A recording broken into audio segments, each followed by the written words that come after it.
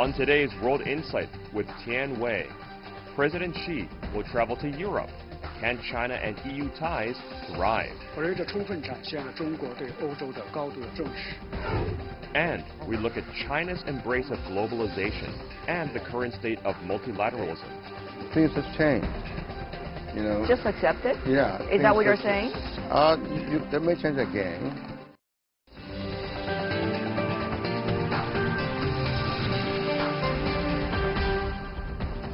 Hello and welcome to World Insight with me, Tian Wei. The program is coming to you live on CGTN. We begin today's show in Brussels. On Monday, Chinese Foreign Minister Wang Yi attended the 9th China-European Union high-level strategic dialogue. Amid rising unilateralism and economic uncertainty, will cooperation or competition define the relationship between China and the EU? Take a look at this first.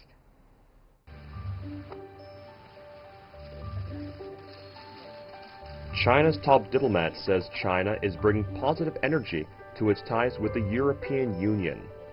After attending the 9th China-European Union high-level strategic dialogue on Monday, Chinese Foreign Minister Wang Yi said there will be further cooperation, more stability, and better connectivity in the world as China strengthens its ties with the European Union. As China and the U.S. continue their trade negotiations, third countries are also finding their places. Germany, the EU's biggest economy, finds itself caught between the Union's two largest trading partners.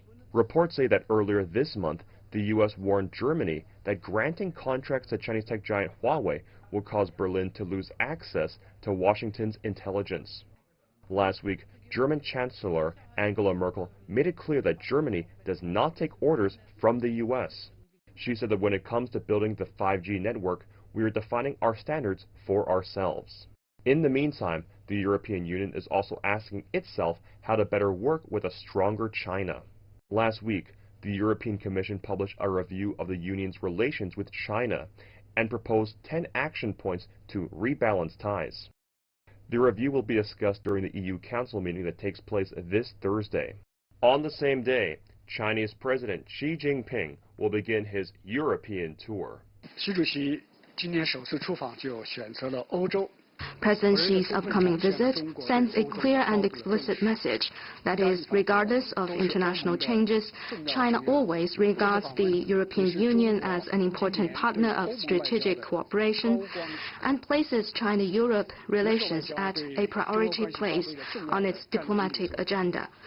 As Italy is poised to become the first G7 country to officially participate in the Belt and Road Initiative, European countries are choosing what's best for their own development.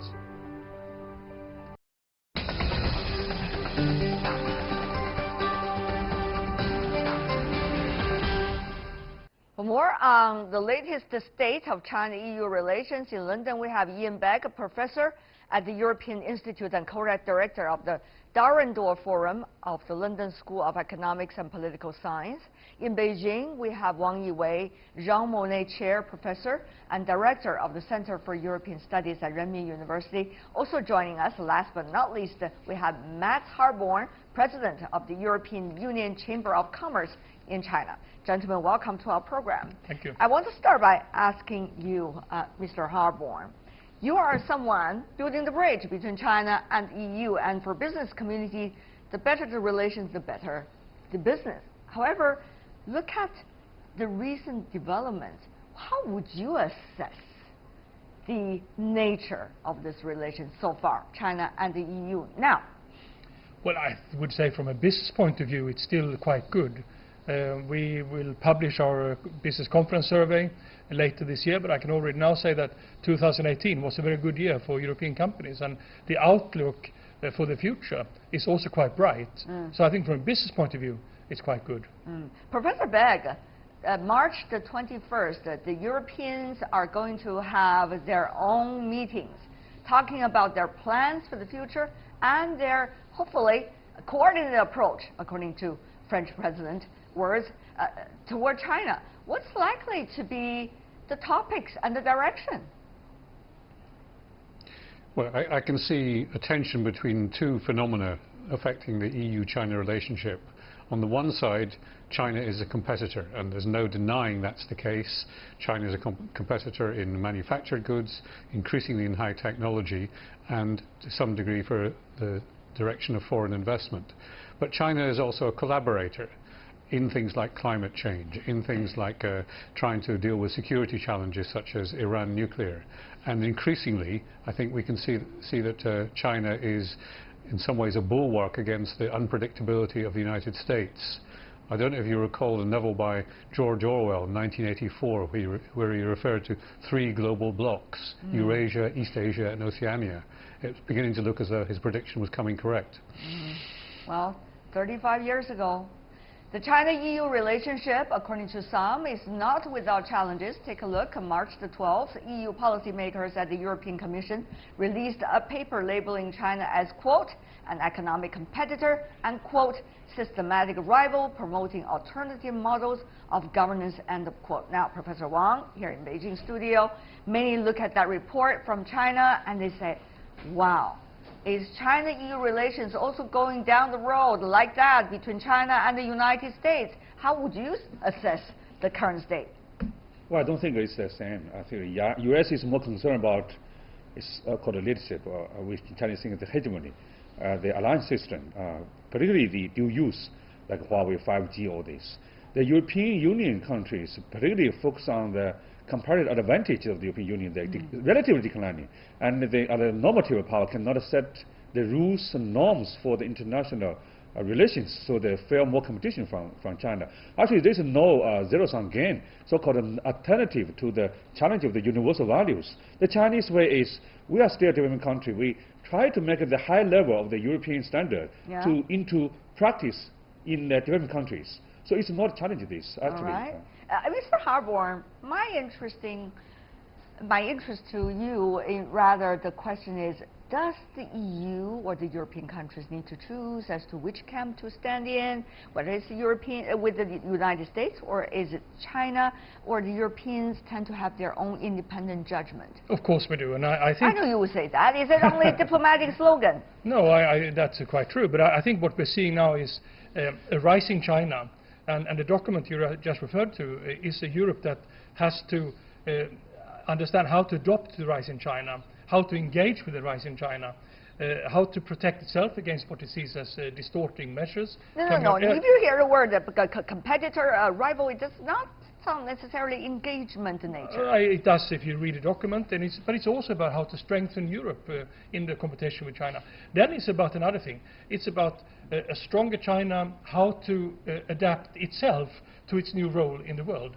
I think this is what this document is trying to address. And these are very relevant questions. All right. Professor Beck, do you think those are really the nature of that report? Will the European leaders look at that report and also through discussions among themselves be able to reach conclusions?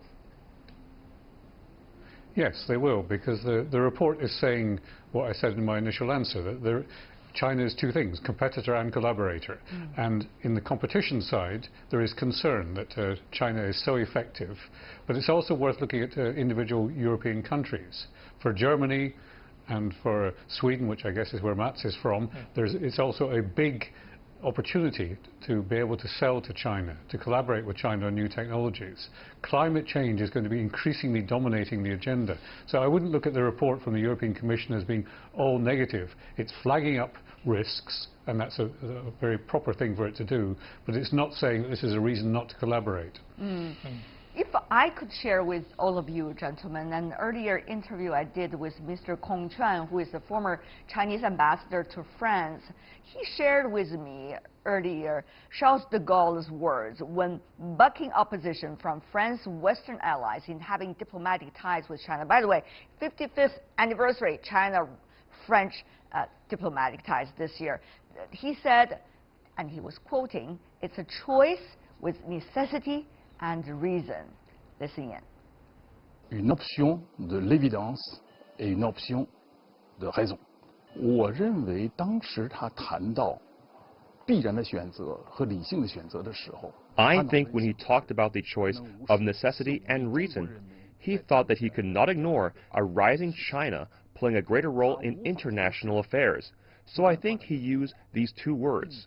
When I quoted these two words from President Charles de Gaulle at this meeting, there was still a very positive response. I think today, France and other European countries should also have a choice of necessity and reason.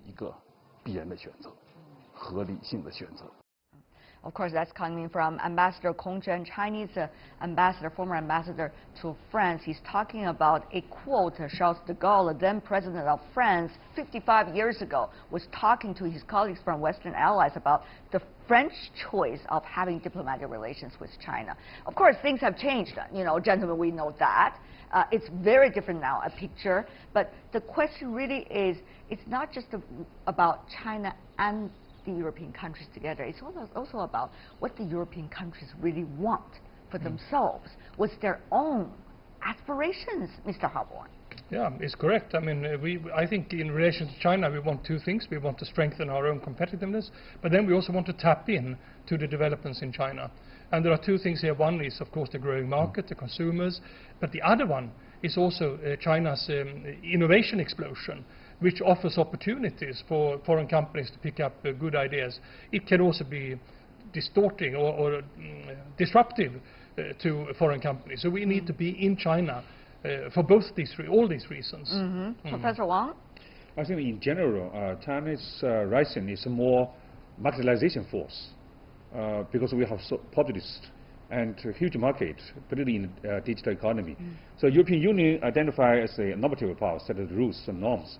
So we need to work together to set the new rules like in 5G, I think. So exactly the competition from China is not good for Europe. Otherwise, they want to use us as challenger from China to coordinate the industrial policy. Maybe that's the case. Exactly. In that specific policy paper, industrial policies and manufacturing policies were mentioned. Yes. It talks about Europe strengthening artificial intelligence and battery technology. But may I say another thing? When we talk about bilateral trade and investments, it's quite complex. On the one hand, we have Chinese companies selling products to Europe, European companies selling products to China. But we also have Chinese companies being sub-suppliers to European companies and Chinese sub-suppliers being sub-suppliers to European companies. So it's all complex. We're all in it together, so to speak. And therefore, it's not black and white. No, it's very gray. It would be very naive if people think it's black and white. Yes. However, Professor Beck, I mean, the big brother, Washington, is calling on everybody, all the allies, not to use the Chinese technology. Otherwise, you're dampening your own national security. Will the Europeans have a second thought about this? Well, this is only one area of industry that we're talking about here. There are other areas that maybe Washington also have warnings about in the future. So how will the Europeans react? And I know I'm not naive either. The Europeans are divided into 28 countries that we're talking about here, even the EU itself. So Professor Begg, it's quite a complicated picture. It is, and the reason that this has become so sensitive at the moment is this strange dispute that's going on with Huawei, where the Americans are asserting without any real evidence that Huawei is determined to spy for the Chinese government. Now, I think when we listen to Ren Zhengfei answer this, the CEO of the founder of Huawei, he gives a very robust answer. But where I think the Chinese government could help in this is if the Chinese government were to say unequivocally, no, we are not using Huawei for spying purposes. Huawei is a great technology leader and should be respected for what it does, rather than being accused of these very difficult choices. The Chinese Premier Li Keqiang at his annual press conference said something similar, but do not necessarily mention any company's name. I guess there's a difference between what the government say and the business say. He talked about it's not within the Chinese legal framework to have the government to ask business to do that. Not now, not in the future, and not in the past either. But that's what he said during the press conference. Now I want to come back to you with the same question, Mr. Harborn. Will the Europeans be able to make their own decisions? Or the logic after the Second World War, which is the institution of the world being established mainly by America, and that tradition will continue because that's a convenient choice for the Europeans. They don't have to have a second thought. They just go whatever the Americans advise them to do. And I know Europeans are smart, but you know, it's an easier choice. No, I think Europe will make its own assessment of the safety concerns. You were living in China for decades. No. Do you really know what Europe feels? Absolutely. We hear that from our member companies. But I think the key issue here is China's national intelligence law, Clause 7, which gives rise to concern in Europe. Is it so that a company or an individual can be forced to disclose information? Is that only valid in China, or is it extraterritorial? That is the core issue. That's one of the examples, Professor Wang. I think it's a mistrust about the Chinese political system. Everything you think the Communist Party leader and you can do everything different with you. I think the Chinese national intelligence law, nothing different with as other countries as a big power. And Huawei is global. Huawei is not just a Chinese company. They have their own global interests. So it's like the U.S. or the European company, global companies. I think not necessary that you link the China model or Communist Party with Chinese private company like Huawei. So this is the There's another question. What you have just said led me to ask another question rather, Mr. Harborn. For example, because of mistrust, there's likely to be millions of questions like what people are asking about Huawei. If you don't have Huawei, you have somebody else, right? So as long as that mistrust exists, you could always have questions of similar nature. And therefore, are we going to continue to ask questions back and forth rather than doing things? I think that is a big question that people should ask both sides to themselves. Mr. Harborn, from the business community perspective. I totally agree. I mean, the basis for doing business is mutual trust.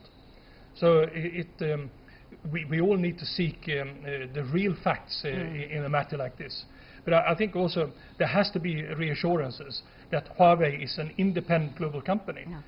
Well, today our topic is not about Huawei. We're only using it as a case study, isn't it? Yes. To illustrate what's going on right now between China and Europe, and what should be, in fact, the factors of discussion. Professor. I think that besides the and I'll go to Professor Begg later. Professor Wang first. Go ahead. Besides the distrust about China, about China's government, about Chinese company, another key issue is because Europe actually is not so independent. That's the reason the Chancellor Merkel always said the destiny of the Europe should be in our hands, not just rely on the US, actually. In the industrial system, they don't have the independent search engine. That's the reason AI, digital economy, they felt lag behind, not just the US, but even by China. So that's nervous, and then make China as a competitor, and then... Well, is that a reasonable analysis of what's going on in the European continent? Will that still haunt Europe from now on, Professor Begg? Well, I think Europeans are generally concerned about the role of high-tech companies in misusing information. We've seen it with Facebook. We've seen it with the concerns about the way Google operates in Europe. We've seen it with Microsoft. So it's not exclusively an accusation leveled at Huawei or other Chinese companies. There is this particular sensitivity about communications technologies. We shouldn't neglect the fact that new technologies are coming up elsewhere, particularly in the life sciences, where I would expect an explosion of life sciences activity to take place before very long. So we need to go beyond thinking about this very narrow question of spying through the telecommunications network to seeing how these three big blocks, three equal-sized economies in the world can collaborate better and avoid these mutual jealousies and complications. But Professor Begg, I think my question still stands here. That is, people would assume, but the Europeans, it's easier to choose America, just like that, because that was the way it used to be, and that can be an easy way for the future. Of course, whether you pay a price for that or not, that's another question. But Chinese side, it seems what Professor Wang is saying, China does not want the Europeans to choose. You don't have to choose between America or China, but rather to work with whichever party that you feel like that will give you the best benefits for the Europeans. So now, here's the question. That question still stands. You choose convenience, or you choose what is best for your interest. Go ahead, sir. Well, I think we should recognize that the American-European relationship is also a security one through NATO. And that, therefore, becomes a bedrock of European thinking. Europe thinks the US is a guarantor of its security. China, until quite recently, was seen as something much more alien, not involved in the security environment in which the EU operates. Now we have the new approach coming inside Washington, which is much more hostile, not just to China, but also to some European companies, hence this concern about that Merkel has articulated. So Europeans are not being faced so much with a choice as a reassessment of how reliable the Americans are compared with the way they used to be even as recently as the Obama presidency. Yeah. Mr. Harbour? Well, I think also the Strategic Outlook document talks about cooperation and engagement in climate, Exactly, in peace, in WTO, rule-based world order and so on. And it's also calling for us to pick down the low-hanging fruits, like concluding the comprehensive agreement on investment, to get the geographic indicators in place, the GPA and so on. So I think the document calls for a lot of cooperation. Yeah. You think that would be the way forward? Absolutely, and I would like to add another thing. But before you add another Yes. thing, Mr. Harbour, I have to remind you, you got 28 countries, 28 different economies. One the UK, which is having their own issues to handle with right now, but it's 27. And you got 27, among which they all have their different opinions. Okay, the so-called old and the new, which you don't like to be labeled like that, but it does exist, some differences of opinions. Even among the Central and the European countries, they also have their different views among themselves. So are you going to have a so-called coordinated, I have to borrow the word from the French president again, approach toward China? All the areas or others? All the areas I just mentioned, I think there is common view that we need to move forward. When it comes to reciprocity, when it comes to investment access, I think there's a common view. And there's another thing, my issue I want to add. I think we also want to have regulatory cooperation with China, because regulatory cooperation creates level playing fields, but it also opens new business areas in China that creates further growth. So here I think we have a common consensus on how to move on. Professor Wang, okay, China got this China-U.S. negotiations going on. That's going to be quite a task for both sides, particularly China, I guess, as well. Now, China also have the European partners at this critical moment looking forward to a great deal with China. So how will China be able to handle all of these different approaches, particularly this time toward the European counterparts? Well, I think the transatlantic relations, since the end of the Cold War, gone to the bottom, I think, maybe like a Munich International Security Conference indicates. China can be the bridge to connect each other. As I said, China is a more marketization force. US is more innovation force. And the European is more normative norms. So how can you make norms work together with the China's market force? And how can you make your innovation force into practice, China, work together with China? So still, we have many complaints about China. Think about China as a competitor. At the same time, both sides, I think, need China to cooperate to deal with the common challenges, even for their own economic growth, innovation. So thus, we are not so pessimistic about the future. Right. Earlier, before we come into the studio, Mr. Harbour, you were telling me that people tend to look at the negative part of things, particularly in the media. Well, probably that's the nature of the media's job. But on the other hand, you advocate a more balanced approach. The question really is, will that balanced approach happen on time? I think we as businesses actually are advocates of a balanced approach. And I think, as we all know, business is a peace movement. The more we work, the more we do business, the more we find common paths. So I think we will find that balanced way. It's not too late at all. Will that peace movement really happen? It's happening as we speak. Okay, well, let's go to Professor Beck, who maybe have a different opinion. Professor Beck, you go ahead. Well, yes, as an economist, I like to think in terms of incentives. The incentives are there for the Chinese side and for the European side to collaborate better. So yes, there is plenty of opportunity for this to occur, because the common difficulty, I won't say enemy, common difficulty at the moment of the US threatening the international rules-based trading system, as was mentioned earlier. These are the things that the European side and the Chinese side have so much common ground on, alongside wanting a resolution on climate change and on the Iran nuclear deal. So there is so much common ground that I see the incentives as being strong. All right. Before we go, I only have 30 seconds left. A lot of things to happen. Chinese President Xi Jinping going to visit some of the major European countries. Then it will be followed up early April by the China-EU summit. So what can we expect from now on? Everybody, one sentence from me. Professor Beck, you go first. Well, I see he's visiting Monaco.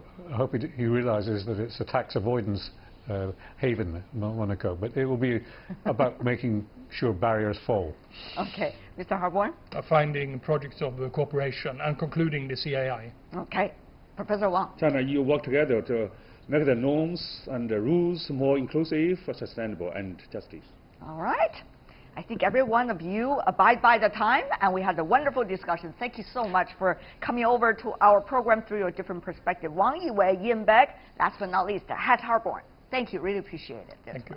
Stay with us here on World Insight with me, Tian Wei. Still to come on our program, we look at China's embrace of globalization and the current state of multilateralism through the eyes of a well-known Chinese business person.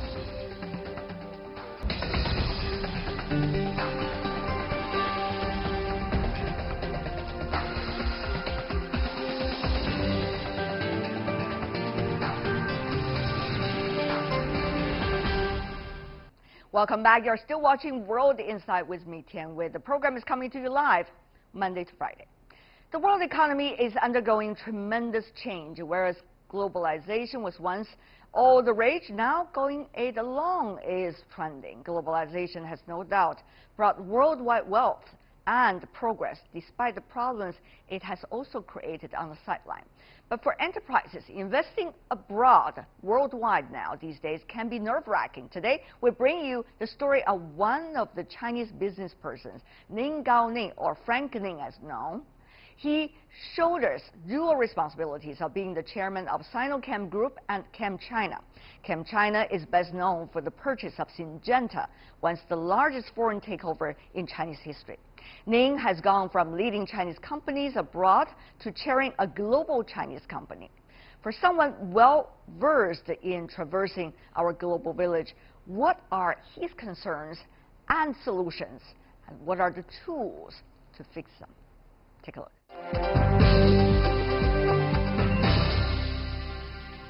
Things have changed. You know. Just accept it? Yeah. Is that what you're saying? They may change again.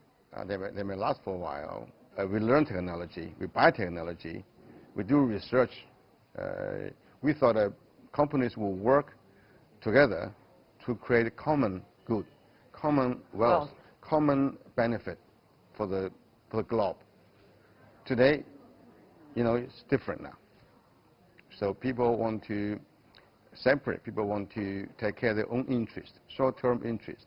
But what can you guys do? The policy maker said, you know, American first. You know, I don't know how they did the calculation. I thought that globalization benefit Americans the most. I think the history will prove that in the future. Everybody thought America is a country leading technology, leading the growth. China is the kind of country follow. Achieve a lot of low-cost labor export things. Suddenly things changed. We want labor. We want assembly lines in the States. We want factories. You know, we want this. But this thing changed. Would you characterize, Mr. Ning, given your experiences, as the most challenging time in terms of globalization? I mean, you think about China's reform and opening up. China started when the world is getting ever more globalized. Joined the WTO, reform are opening up. Everything seems to be China on a learning curve. As long as you learn, you work hard, you're going to be there. So now it seems that what you have just said, the logic is very different. Is there some previous period of time that can be compared to what it is today? Can we be smarter to deal with this situation, if that is the reality we have to deal with? I think China will have to follow the rules. What rules? Of global commercial rules, including intellectual property, including international laws, everything, okay, finance, everything. That's number one. Secondly, the world must accept China is a growing country, and growing to a certain size, we have a more kind of influence on the world. So people have to accept that. If anybody wants to stop that, to slow down that, it's not good for the world. It's not good for their country either. You know, I studied in the U.S. Things happen today confuse me too. Not confuse me, confuse a lot of people. Everybody. A lot of U.S. people. When people just say, we can't let Chinese companies to invest. You know, I mean, we thought this is a free market. You know, China is so welcome foreign investment. Even today, they just passed this law on foreign investment. They want to welcome more foreign investment into China. They want to treat them fairly. But today, things have changed. So, but don't worry, that's okay. I would say commercial activity is the most kind of resilient sort of power. They found a way sooner or later. People say, oh, Chinese economy is #2 in the world. Actually, on a GDP per capita, China is only 80-something. That's right. It's only 20% of the U.S., even less. So it's still far away. China still grow, you know, because you get a 20% only today. So, you know, I mean, some things still will happen anyway. So you don't worry. But maybe you may force to change a little bit your adapt. Yeah, your way of doing things. So I think it's good for China. I mean that. It's so good for China because they force China to, let's say, to transform, to upgrade. To deal with the difficult issues. Yeah, to transform and upgrade, to face a new competition, to upgrade, to improve. And in quality, in management, in technology, in everything. So, you know what, China, the Chinese need a push to reform. You know, I mean, every time. Do you? I think China needs reform, but they'll be more open. I'm confident. You know, I think China should grow more than 60%, much more. You know, I think China got a lot of vast areas, the western areas not developed. China owns 20% of GDP. There's huge potential. Exactly. Even the Chinese market itself. Yeah, I mean, as long as people you don't worry too much because all these trade things, the previous pattern of growth. Now, people get used to this. So I produce, I export. Now think about it. Okay, you may not produce, export. You know, you may want to produce and sell domestically. You may want to sell high value-added products. So you're saying, Mr. Ning, just accept the reality, don't struggle. Is that what you're saying? Just accept the reality, whatever it is. No, I think whether it's globalization, whether it's protectionism. The world is in a time to decide whether you want to do globalization or you want to do separation. Okay? You know, you mentioned Davos in the beginning because you know, we remember your quote. Yeah, no, Davos I was there reporting. Davos said globalization 4.0. You know, I was on the panel at that time. I said, this is the only globalization I heard in the last almost year or two. Nobody talk about globalization out of Davos anymore. In the U.S., in Great Britain, everybody talking about different things. I think the world have to decide. Not world politicians, the people. But everybody has to decide. A straight talker, Frank Ning. For Chinese investment overseas, the locals' attitudes can be ambiguous, some say. At the World Economic Forum earlier in Davos this year, Frank Ning voiced his frustrations. He said this: the Chinese are getting quite confused. They thought they were welcome to invest in our country. Now they realize not necessarily so everywhere.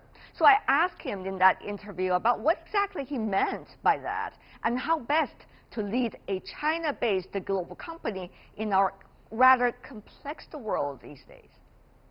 If you talk about the World Economic Forum, I remember a quote from you very clearly, and the world has been widely reporting about that. You were saying that China thought it was liked by everybody.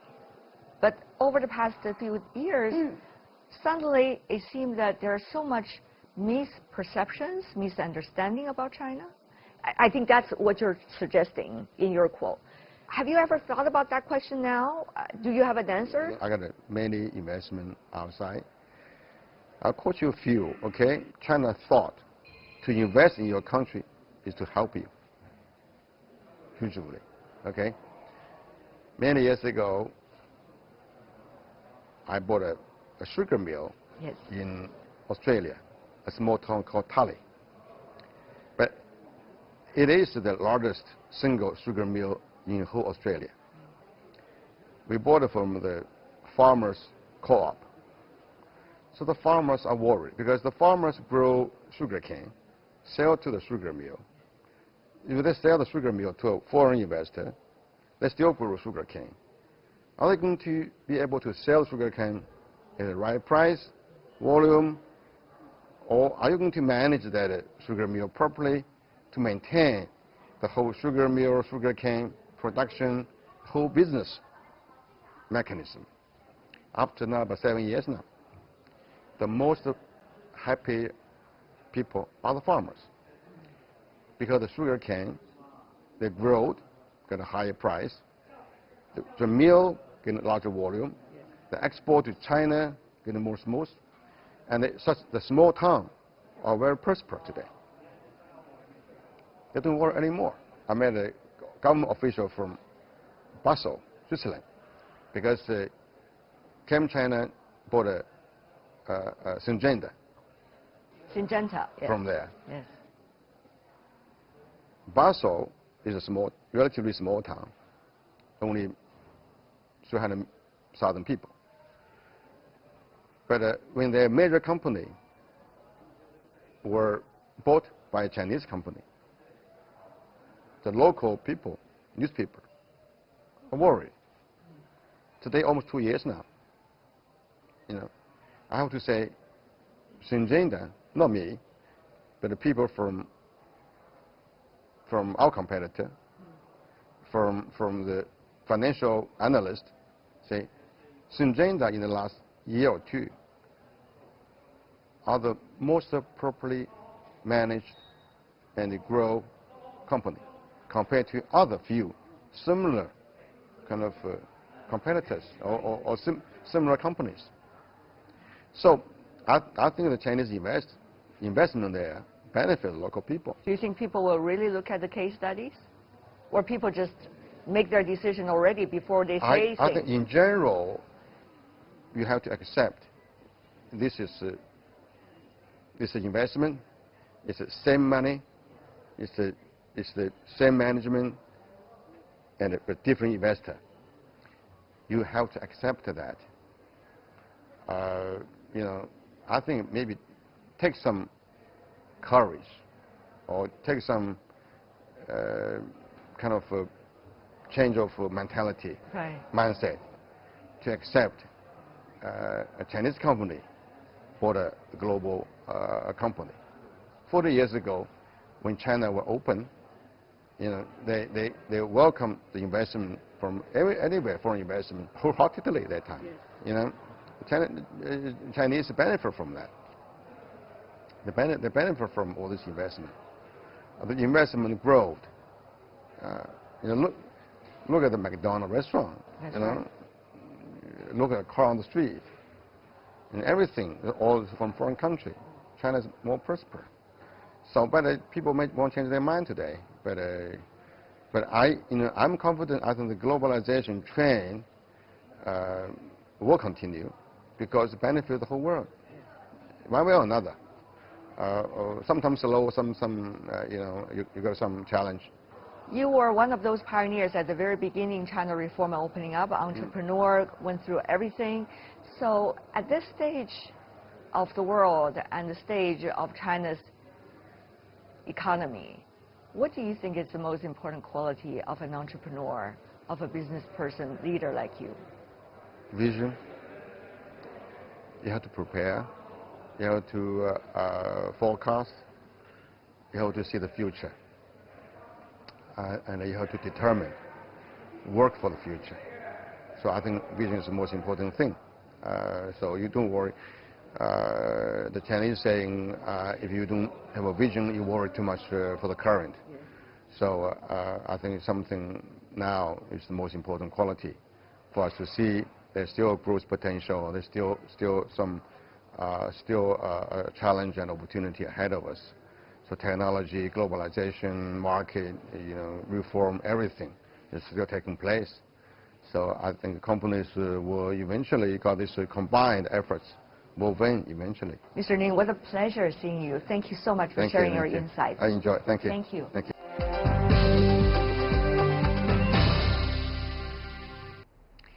Frank Ning, one of the most well-known Chinese business figures on the global stage, talking about his understanding of the global economic and business landscape now.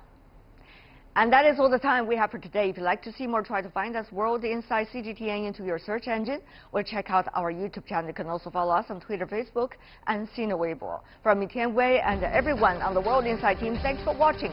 Tune in again next time for more insights across China and around the world. Good night.